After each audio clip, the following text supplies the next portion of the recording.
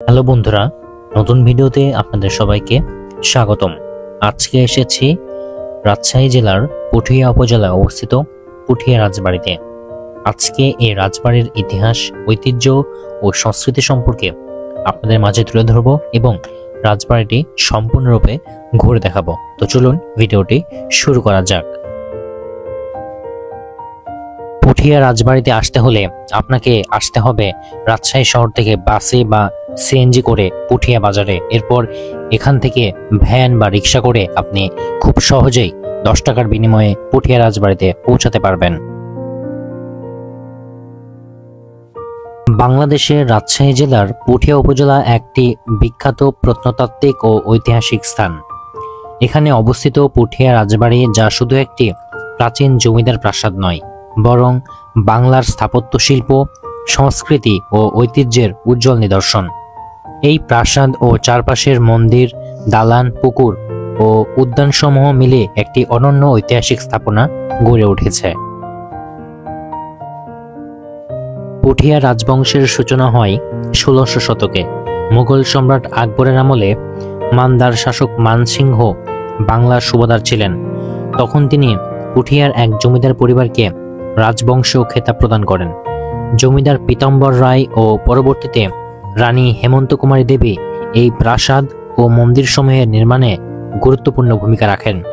মূল রাজবাড়ির পাশাপাশি পরবর্তী সময়ে একাধিক শিব মন্দির, গোবিন্দ মন্দির, জগন্নাথ মন্দির ও আনন্দ ভবান প্রসাদ নির্মিত হয়। 1800 ও 1900 শতকে রাজপরিবারে এই অঞ্চলে কৃষি, সংস্কৃতি ও ধর্মীয় কর্মকাণ্ডে বড় ভূমিকা রাখে। পুঠিয়া রাজবাড়ির স্থাপত্যে মুঘল, হিন্দু ও ইউরোপীয় শৈলীর সমন্বয় দেখা যায়। রাজবাড়িটি মূলত ইট, চুন, সুরকি দিয়ে তৈরি। এর বারান্দা, খিলান, খোদাই করা দরজা ও জানালায় শুকনো কারুকার্য রয়েছে। রাজবাড়ির চারপাশে রয়েছে বিশাল পুকুর, উদ্যান এবং মন্দির সমূহ, যা একে বাংলার অনন্য সাংস্কৃতিক ঐতিহ্যে পরিণত করেছে। এই রাজবাড়িতে প্রধান যে স্থাপনাগুলো রয়েছে, যেমন পুঠিয়া রাজবাড়ি, মূল জমিদার বাড়ি, যেখানে প্রশাসনিক ও পারিবারিক কাজ পরিচালিত হতো। আনন্দ ভবান, 1895 সালে নির্মিত ইউরোপীয় ধাঁচে সজ্জিত একটি বিশাল অট্টালিকা। পুঠিয়া শিব মন্দির, এটি বাংলাদেশের অন্যতম বৃহৎ শিব মন্দির, যেখানে সুউচ্চ শিখর ও দৃষ্টিনন্দন অলঙ্করণ রয়েছে। গোবিন্দ মন্দির, এতে উৎকৃষ্ট টেরাকোটা কারুকাজ আছে, যা বাংলার মন্দির শিল্পে অমূল্য অবদান। জগন্নাথ মন্দির ও রাধাকান্ত মন্দির, ধর্মীয় অনুষ্ঠান ও পূজা পার্বণের কেন্দ্র ছিল এটি। রাজপরিবার ধর্মীয় অনুষ্ঠান, পূজা পার্বণ, যাত্রাগান ও নাট্যমঞ্চের আয়োজন করতেন। কৃষি উন্নয়ন ও স্থানীয় অর্থনীতিতে জমিদার পরিবারের ভূমিকা ছিল গুরুত্বপূর্ণ। পুঠিয়া রাজবাড়ি শুধু ক্ষমতা ও ঐশ্বর্যের প্রতীক ছিল না, বরং এটি ছিল শিল্প, শিক্ষা ও সংস্কৃতির কেন্দ্র। বর্তমানে পুঠিয়া রাজবাড়ি ও মন্দিরসমূহ প্রত্নতত্ত্ব অধিদপ্তরের তত্ত্বাবধানে রয়েছে। প্রাসাদের কিছু অংশ ভগ্নপ্রায় হলেও সরকারিভাবে সংরক্ষণের উদ্যোগ নেওয়া হয়েছে।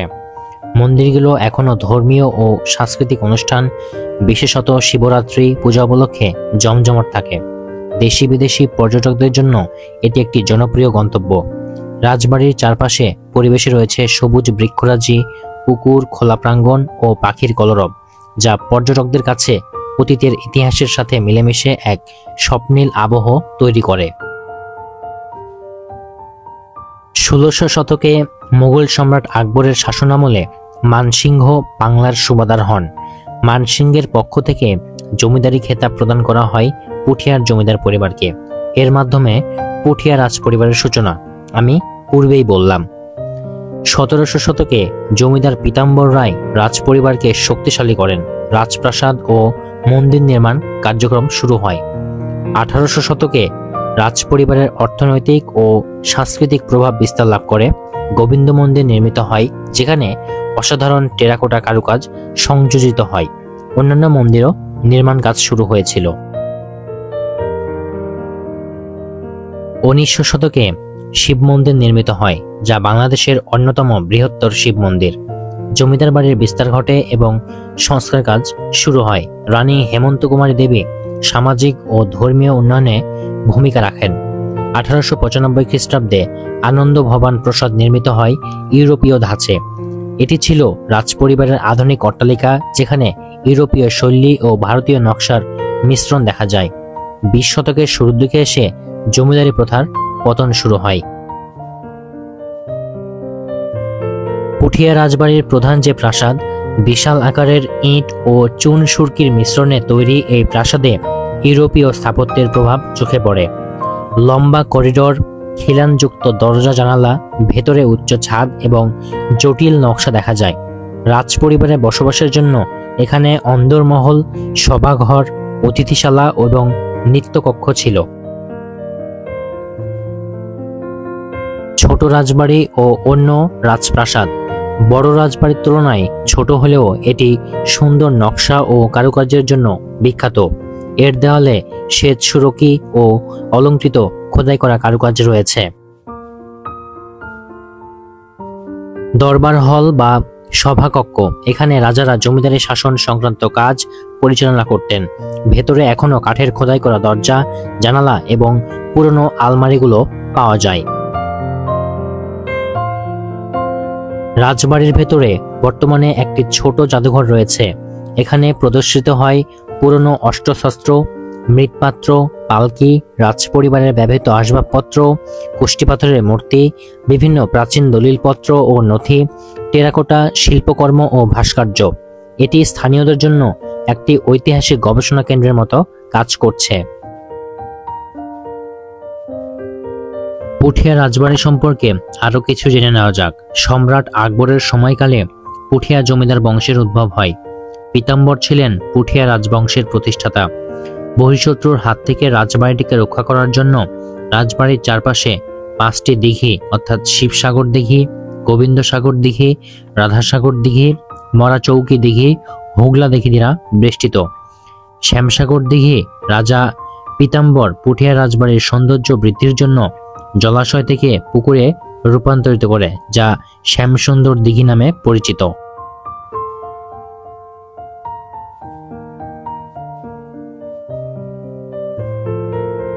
1744 সালে রাজবংশটি 4 ভাগে বিভক্ত হলে 4 আনি ও 5 আনি রাজবংশ বিভিন্ন স্থাপনার অংশীদারিত্ব পায়। রাজা নরেন্দ্র নারায়ণ 5 আনি রাজা হন এবং পুঠিয়া রাজবাড়ির অপরদিকে রাজা রূপেন্দ্র নারায়ণ 4 আনি রাজা হন এবং বড় ঐহিক, ছোট মন্দির, গোপাল মন্দির এবং হাওয়াখানা 4 আনির অন্তর্ভুক্ত হয়। নরেন্দ্র নারায়ণের পুত্র জগন্য রায়ণ পরবর্তীতে পুঠিয়া রাজা হন। জগন্য রায়ণ অত্যন্ত দক্ষতার সাথে জমিদারি পরিচালনা করতেন। জগন্য রায়ণের মৃত্যুর পর তার স্ত্রী রানী ভুবনময়ী দেবী পুঠিয়া জমিদারির দায়িত্ব গ্রহণ করেন। রানী ভুবনময়ী দেবী ছিলেন অত্যন্ত ধর্মপরায়ণ ও সদালোপী। পুঠিয়ার বিখ্যাত শিব মন্দির তার আমলে নির্মিত হয়। পরবর্তীতে রানী শরৎসুন্দরী দেবী তার প্রখর মেধা এবং সুদক্ষ পরিচালনায় 5 আনি অ্যাসেস্টের আয়তন বৃদ্ধি করে এবং একজন দানশীল, ধর্মপরায়ণ এবং সত্যিকারের প্রজাদরদী হিসেবে খ্যাতি লাভ করেন।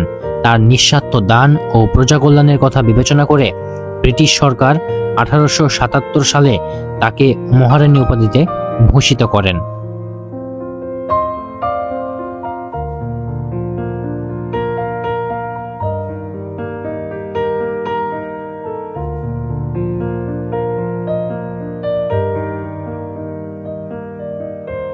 মহারানী হেমন্ত কুমারী দেবীও শাশুড়ি শরৎসুন্দরী দেবীর ন্যায় দান, দক্ষিণা, ধর্মপরায়ণ এবং প্রজাদরদী জমিদার হিসেবে খ্যাতি অর্জন করেন। তিনি তার শাশুড়ির সম্মানার্থে 1895 খ্রিস্টাব্দে পুঠিয়া রাজবাড়ি পুনঃসংস্কার করেন। 1938 খ্রিস্টাব্দে মহারানী হেমন্ত কুমারী দেবী তার দহিত্রের 5 আনি জমিদারির উত্তরাধিকারিত্ব দান করেন।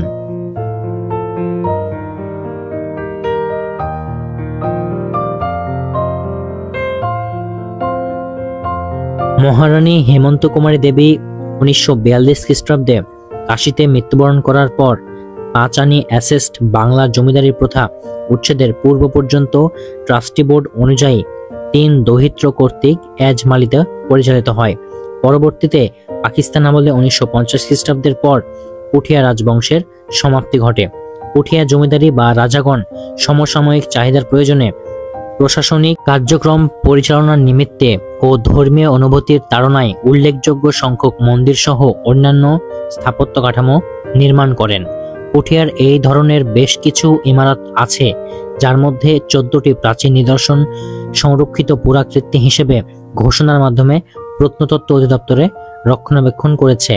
এসব পুরাকীর্তির মধ্যে একটি রাজবাড়ি ও অবশিষ্ট 13টি মন্দির।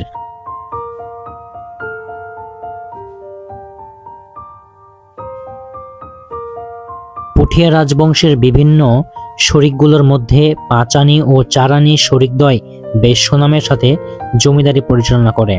এদেশের জমিদারি প্রথা উচ্ছেদ পর্যন্ত মোটামুটিভাবে তাদের ভূসম্পত্তি অটুট রেখেছিলেন। পুঠিয়া রাজবাড়ি ও তার আশেপাশে যেসব নয়নাভিরাম মন্দির এখনো মাথা উঁচু করে দাঁড়িয়ে আছে, এগুলো সবই তাদের কীর্তি।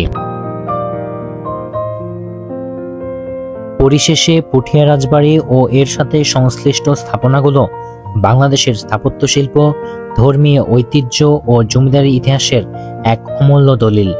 এটি শুধু একটি প্রাচীন প্রাসাদ নয়, বরং বাংলার সংস্কৃতি, শিল্পকলা ও সামাজিক জীবনের প্রতিফলন।